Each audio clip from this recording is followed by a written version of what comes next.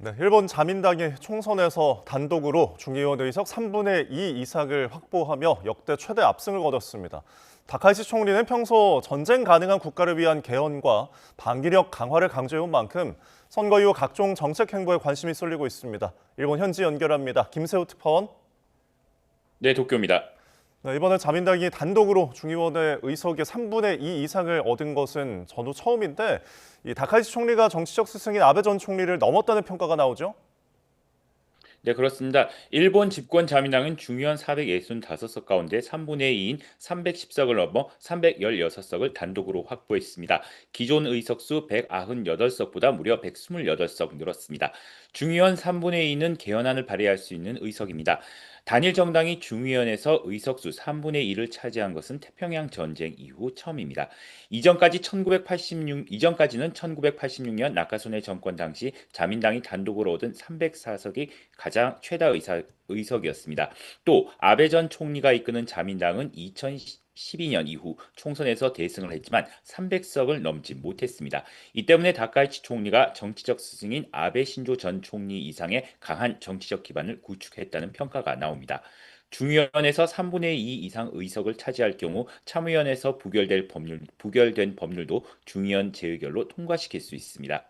여기에 연립여당인 일본 유신회가 36석을 보태면서 여당 전체 의석은 352석으로 4분의 3을 넘었습니다. 반면 기존 167석이었던 최대 야당 중도개혁연합은 49석으로 주저앉으며 국회 견제 세력으로서의 힘을 완전히 상실했습니다. 이런 가운데 오늘 일본 니케이 지수는 장중 5만 7천을 돌파하며 사상 최고치를 기록했습니다. 자민당의 압승으로 다카이치 정권의 정책 추진력이 강화될 것이라는 전망에 매수세가 이어진 것으로 풀이됩니다. 네, 이번 자민당의 압승 요인은 어디에 있다고 보고 있습니까? 네, 자민당 압승에는 다카이치 총리의 역할이 절대적이었다는 것이 중론입니다.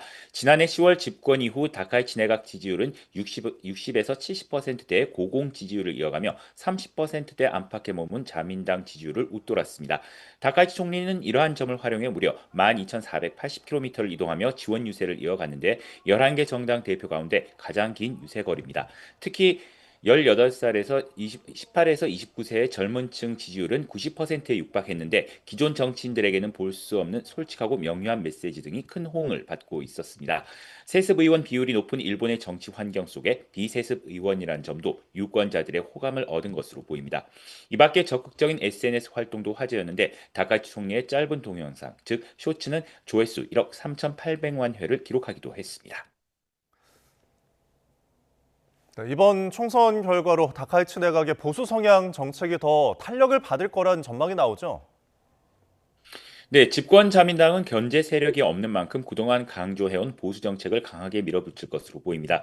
특히 방위력 강화를 위한 3대 안보 문서를 연내 개정하고 해외 무기 수출 규제를 폐지에 적극적으로 나설 전망입니다. 또 무력 행사의 포기, 군 전력 보유와 교정권을 부인하는 헌법 구조의 개정에도 속도를 낼 가능성이 큽니다.